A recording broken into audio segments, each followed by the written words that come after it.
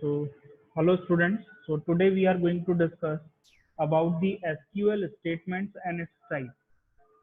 तो previous lecture में हम लोगों ने देखा कि what is exact the SQL means, okay, and all the data types we have covered already. So in this lecture we are going to discuss the SQL statement and its types. SQL statements क्या होते हैं और इसकी क्या-क्या types हमारे पास available हैं. So SQL statements में सबसे पहला जो स्टेटमेंट आता है वो है डेटा डेफिनेशन लैंग्वेज. तो यहाँ पर आपको इसके नाम से ही समझ में आ रहा है कि डेटा डेफिनेशन का मतलब यहाँ पर हम डेटा की डेफिनेशन से रिलेटेड बात कर रहे हैं. We are going to defining something. Okay, so all the commands which we are using with the database management system which is related to the definition of the data will come under the category of data definition language. तो यहाँ पर आप देख सकते हैं कि data की definition से रिलेटेड क्या क्या कमांड्स हो सकती हैं. जैसे हम लोगों ने DBMS के लैब लेक्चर में देखा था कि क्रिएट कमांड हमारे पास है. सो क्रिएट कमांड का यूज हम क्यों करते हैं?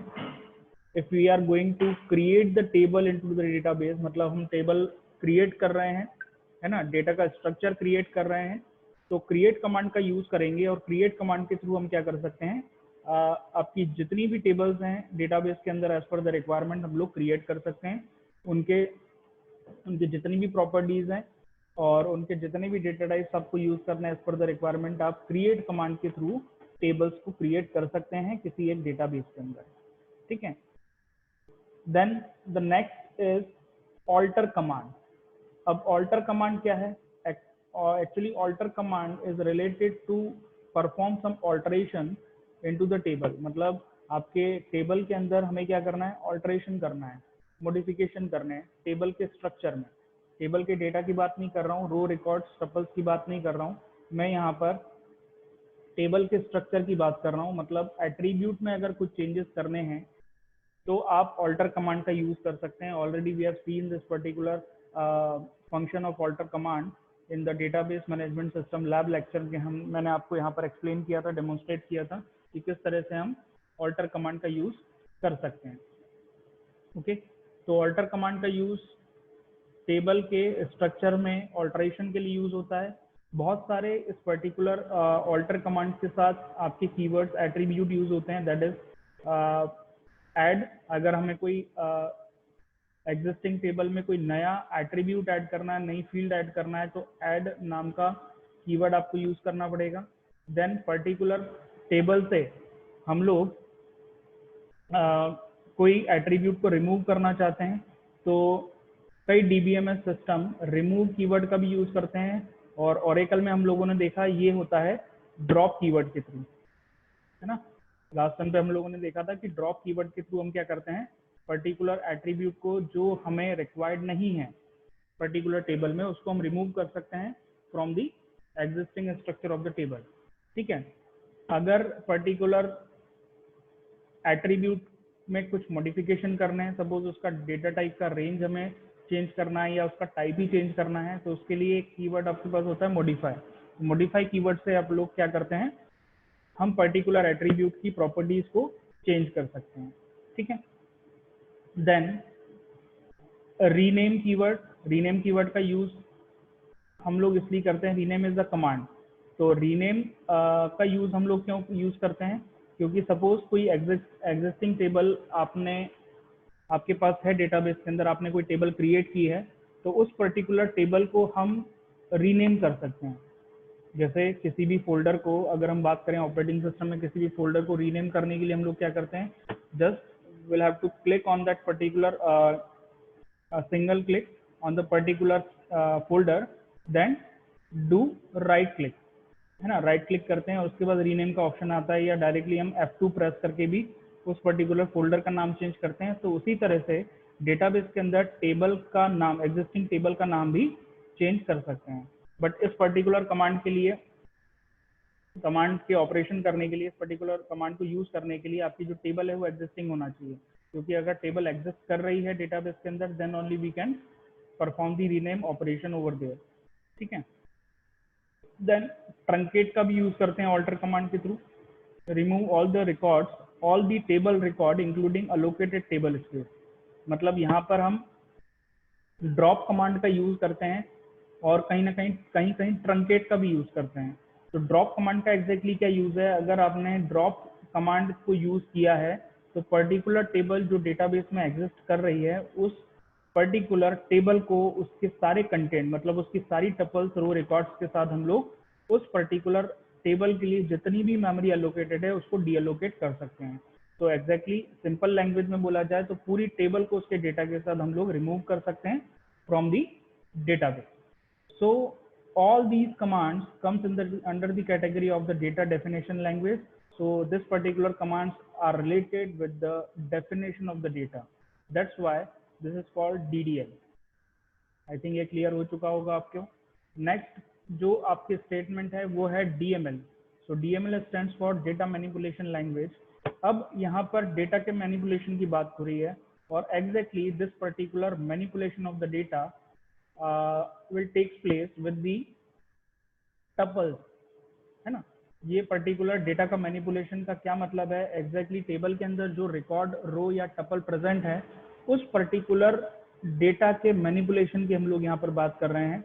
मतलब सबसे पहले बात करेंगे कि टेबल का स्ट्रक्चर क्रिएट कर लिया है आपने, table is exist into the database. So अब हमें क्या करना है, उस पर्टिकुलर टेबल में रो रिकॉर्ड इंसर्ट करने हैं। तो रो रिकॉर्ड इंसर्ट करने के लिए हमारे पास कमांड क्या है, इंसर्ट कमांड है। ऑलरेडी इस इंसर्ट कमांड का स्पेसिफिकेशन डेमोन्स्ट्रेशन में आप लोगों को दे चुका हूं आपके डीबीएमएस के लैब लेक्चर में। तो इंसर्ट कमांड के थ्रू हम क्या कर सकते हैं, रो और रिकॉर्ड इंसर्ट कर सकते हैं किसी एग्जिस्टिंग टेबल के अंदर। अब यहाँ पर देखिएगा नेक्स्ट जो कमांड है जो कि डीएमएल की कैटेगरी में आती है दैट इज अपडेट कमांड। अब अपडेट कमांड का मतलब यहाँ पर क्या होता है कि पर्टिकुलर डेटा जो आपकी टेबल में प्रेजेंट है उस डेटा को आप अपडेट करना चाहते हैं। Okay, as per the requirement आप पर्टिकुलर डेटा को क्या करना चाहते हैं, अपडेट करना चाहते हैं। तो अपडेट कमांड का यूज आप कर सकते हैं। जैसे स्टूडेंट, जैसे एग्जांपल के तौर पे अपन ले सपोज स्टूडेंट टेबल है और उस स्टूडेंट टेबल में स्टूडेंट्स की सारी डिटेल्स हैं, है ना। और यूजुअली क्या होता है, स्टूडेंट्स अपना फोन नंबर चेंज करते रहते हैं या पर्टिकुलर स्टूडेंट्स का एड्रेस चेंज हो जाता है, ठीक है, या पर्टिकुलर स्टूडेंट्स का कुछ डिटेल आपकी चेंज हो जाती है, या पर्टिकुलर स्टूडेंट ने कोई information at the time of admission नहीं दी है और वो इन्फॉर्मेशन अगर बाद में देता है तो उस इन्फॉर्मेशन को भी हम इस पर्टिकुलर कमांड के थ्रू अपडेट कर सकते हैं। So this particular command is related to the manipulation of the data which is present in the table as a tuple.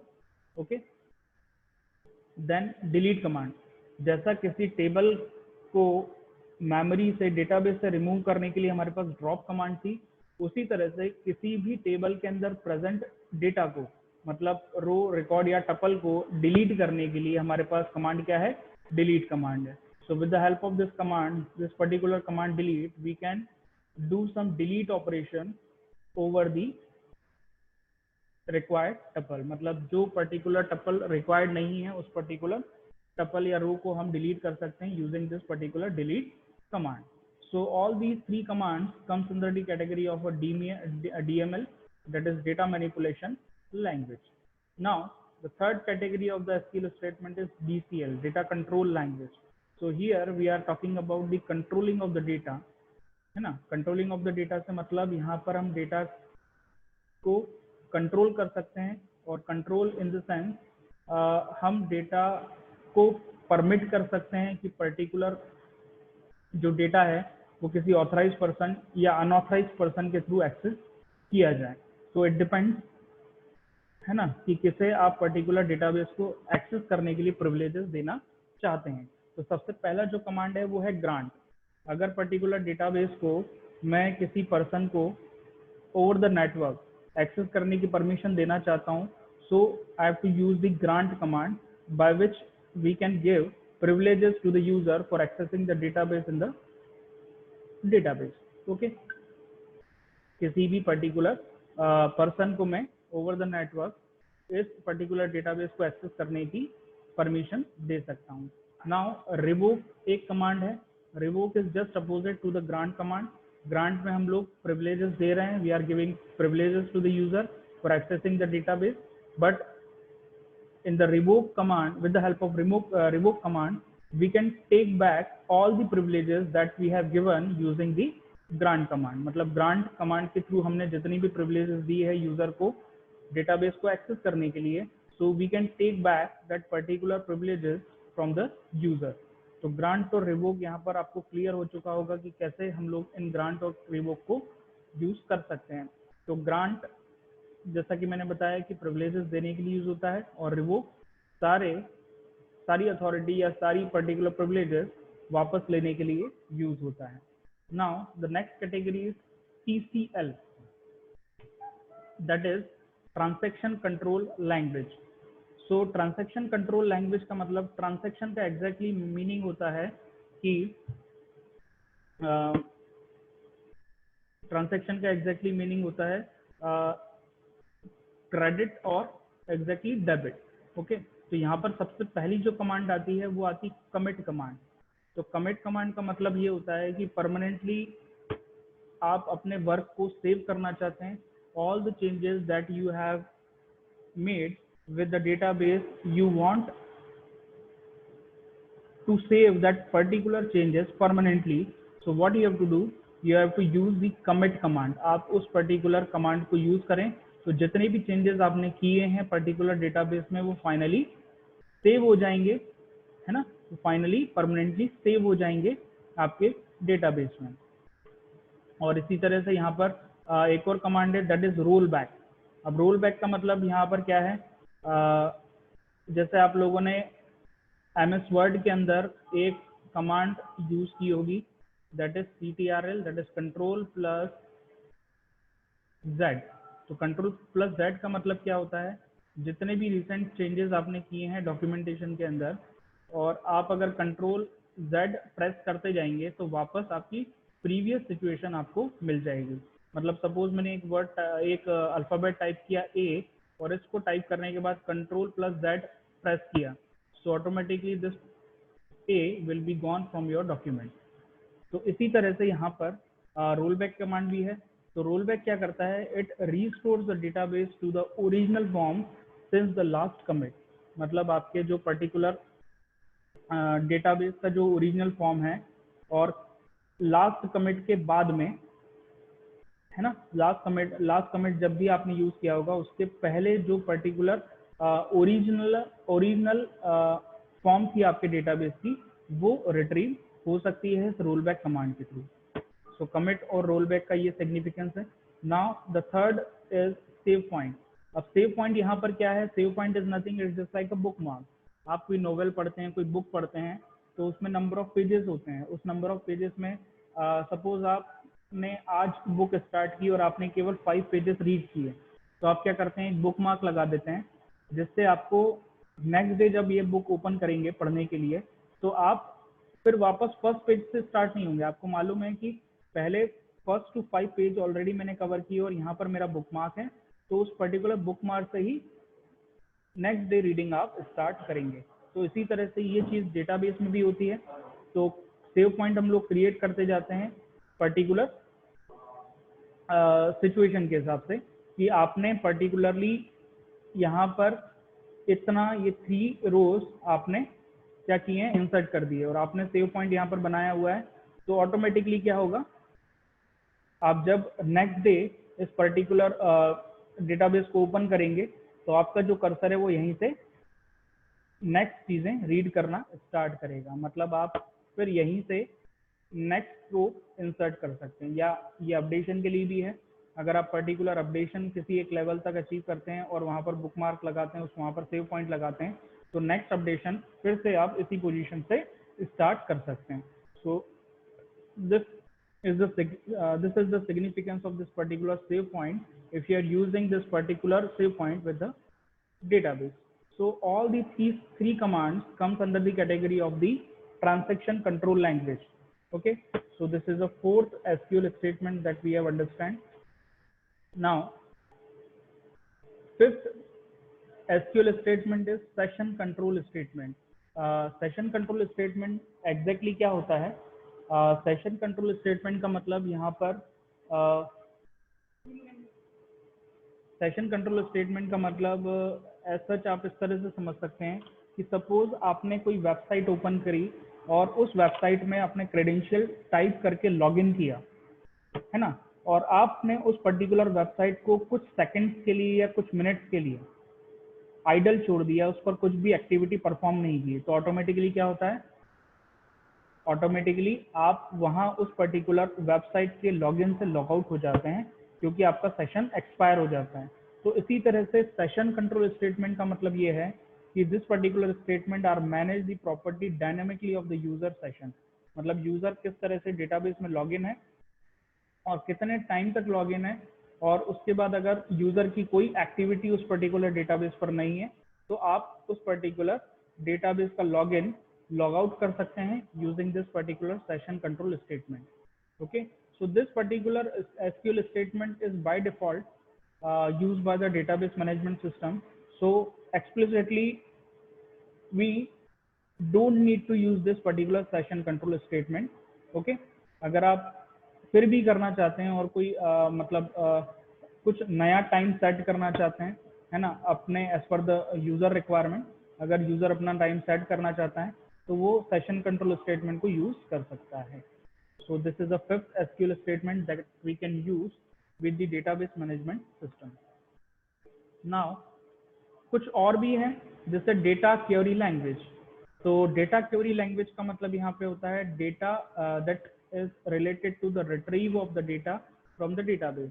So retrieve of the database का मतलब जो पर्टिकुलर स्टेटमेंट आपके data के retrieve से related होते हैं, data के access से रिलेटेड होते हैं कि किस तरह से डेटा एक्सेस होना चाहिए फ्रॉम द डेटाबेस, तो we can use this particular clauses और commands, okay, with the in the SQL queries.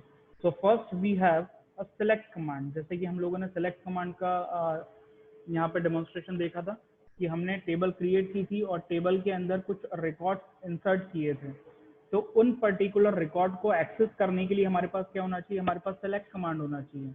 Okay, so like that we can write the query select asterisk from the particular table. Okay, तो select, उसके बाद asterisk, उसके बाद from clause आएगा और उसके बाद टेबल का एग्जैक्टली नाम आएगा। सपोज मुझे स्टूडेंट टेबल मेरे पास है, दिस इज एग्जिस्टिंग टेबल, और उस पर्टिकुलर टेबल के अंदर 100 स्टूडेंट्स का डेटा है, तो मैं क्या करूंगा, मैं क्वेरी लिखूंगा, मुझे सारे स्टूडेंट का डिटेल चाहिए, है ना, मतलब उस टेबल में जितने भी एट्रीब्यूट्स हैं उन पर्टिकुलर एट्रीब्यूट में जितनी भी वैल्यूज इंसर्ट हैं एज अ टपल, उन सभी टपल्स को मुझे क्या करना है, एक्सेस करना है, और मुझे देखना है कि exactly how many records are present in my table. So I have to use this particular query select asterisk from student. तो एस्ट्रिक यहाँ पर जो मैं यूज कर रहा हूँ, एस्ट्रिक का यूज मतलब it is nothing, it is a wild card, है ना। अगर आपको स्पेसिफिकली सारे कॉलम्स का नाम नहीं लिखना है, so instead of writing the name of all the columns we can use asterisk as a wild card। तो asterisk को as a wild card हम यूज कर सकते हैं। so your query will be look like select asterisk from student, है ना, और या तो हमें पर्टिकुलर 2 कॉलम का या 2 एट्रीब्यूट्स का ही डेटा चाहिए, जैसे स्टूडेंट के रोल नंबर चाहिए और स्टूडेंट का नाम चाहिए, तो instead of using asterisk what we can do, we can write the name of attribute specifically as per the requirement। This is select student roll number comma name from student। तो इस तरह से आप कर सकते हैं। और भी बहुत सारे यहाँ पर क्लॉज होते हैं, जैसे कि मैंने लिखा है ग्रुप बाई। अगर आप ग्रुपिंग में डेटा चाहते हैं, इसको आगे अपन देखेंगे कि कैसे यूज करते हैं, है ना। इसी यूनिट में मैं आपको ग्रुप बाई, वेयर और हैविंग क्लॉज भी एक्सप्लेन करूंगा, है ना। जैसे वेयर की हम लोग बात करेंगे, तो वेयर का मतलब जैसे मैंने डीबीएमएस की क्वेरी में आप लोगों को बताया था कि वेयर क्लॉज का यूज होता है। So this where clause is use to specify the condition when we are going to access the information on the basis of some condition। so what we can do, we can use this particular where clause when we are going to write the particular query for accessing the records। so group by का भी इसी तरह से use होता है कि कई बार होता है कि हमें ग्रुपिंग में इंफॉर्मेशन चाहिए होती है, हमें इंफॉर्मेशन को ग्रुप करना होता है और on the basis of that particular group will have to access the record। सो उस केस में हमें ग्रुप बाय यूज करना पड़ता है, इसको आगे हम लोग देखेंगे। हैविंग भी कुछ ग्रुप बाय की तरह है, there is some slight difference between group by and having. तो हैविंग भी थोड़ा सा ग्रुपिंग के लिए यूज होता है यहाँ पे। तो इस तरह से ये जो कमांड्स हैं ये DQL की कैटेगरी में आती हैं, that is data query language, that specify how we are going to access the data from the table. Okay, तो यहाँ पर वही चीज मैंने एक्सप्लेन की है, ये मैं आपको आगे एक्सप्लेन करूंगा कि क्या क्रॉस प्रोडक्ट है, क्या कंडीशन सेक्शन ऑपरेशन है। तो एग्जैक्टली इसको इस तरह से समझ लीजिए कि पर्टिकुलरली सिलेक्ट है, हम सेलेक्ट कमांड का यूज कर रहे हैं, और जितने भी डिस्टिंक्ट यहाँ पर एट्रीब्यूट्स हैं, है ना, मतलब पर्टिकुलर एट्रीब्यूट्स के यहाँ पर नाम लिखे हुए हैं, और नाम लिखने के बाद फ्रॉम क्लॉज लगाया हुआ है, उसके बाद पर्टिकुलर रिलेशन का नाम लिखा हुआ, मतलब एग्जैक्टली टेबल का नाम लिखा हुआ है, और वेयर के बाद हम लोगों ने कंडीशन P स्पेसिफाई की है। So like that we can access the information as per the requirement from the table. Okay, so इस तरह से आप लोग यहाँ पर कर सकते हैं। ठीक है, रिट्रीव, अब यहाँ पर देखिएगा, retrieve SID of the supplier who supply some red part. ठीक है ना, तो मैं इसका क्वेरी कैसे लिखूंगा, select distinct SID student ID from parts from a catalog where catalog PID equal to parts dot PID and catalog color equal to red, catalog dot color equal to red। इस particular query को हम लोग आगे समझेंगे। Actually ये जो query है ये ज्वाइन कॉन्सेप्ट पर बेस्ड है, when we are going to access the information from two tables simultaneously। So this particular command, this particular query I will explain later, है ना, क्योंकि आपको ज्वाइन कॉन्सेप्ट अभी पता नहीं है तो मैं इसको एक्सप्लेन अभी यहाँ पर नहीं करूँगा। सबसे पहले हम ज्वाइन कॉन्सेप्ट समझेंगे और उसके बाद ये क्वेरी मैं आपको वहाँ पर एक्सप्लेन करूँगा। ठीक है, तो इस तरह से इतने टाइप की SQL स्टेटमेंट यूज किए जाते हैं। तो एक बार और थोड़ा सा ब्रीफ कर देते हैं। डेटा डेफिनेशन लैंग्वेज की बात करेंगे तो इसमें कमांड्स आएंगी आपकी create, alter, drop and rename. Now DML की बात करेंगे तो DML में आएगा insert, update and delete. DCL की बात करेंगे so grant and revoke comes under the category of a data control language. Then transaction control language की बात करेंगे, so it is having 3 commands, commit, rollback and save point. Then fifth one is session control statements, and the last one is DQL, that is data query language। तो I think ये आप सभी लोगों को clear हो चुका होगा, है ना, कि किस तरह से डेटा किस तरह से SQL के स्टेटमेंट्स होते हैं, क्या उनके टाइप होते हैं, और कौन कौन सी कमांड्स इन पर्टिकुलर स्टेटमेंट की कैटेगरी में आती हैं। तो आई थिंक आज का लेक्चर हम यहीं फिनिश करते हैं, क्योंकि नेक्स्ट लेक्चर में हम लोग डिस्कस करेंगे यहाँ पे एग्रीगेट फंक्शन एंड क्लॉजेस, है ना, मतलब SQL में क्या क्या एग्रीगेट फंक्शंस यूज होते हैं और कौन कौन से क्लॉजेस यूज होते हैं। जैसे कि मैंने अभी बताया था कि ग्रुप बाय क्लॉज होता है, एक आपका वेयर क्लॉज होता है, एक आपका हैविंग क्लॉज होता है, और भी बहुत सारे क्लॉजेस होते हैं जिसको हम इजीली समझ सकते हैं with the help of example. बहुत इजी हैं ये सारी चीज़ें, तो इसको मैं नेक्स्ट लेक्चर में कवर करूँगा। सो नेक्स्ट लेक्चर में हम लोग देखेंगे कि what are the aggregate functions used in the database management system and how we can use all the clauses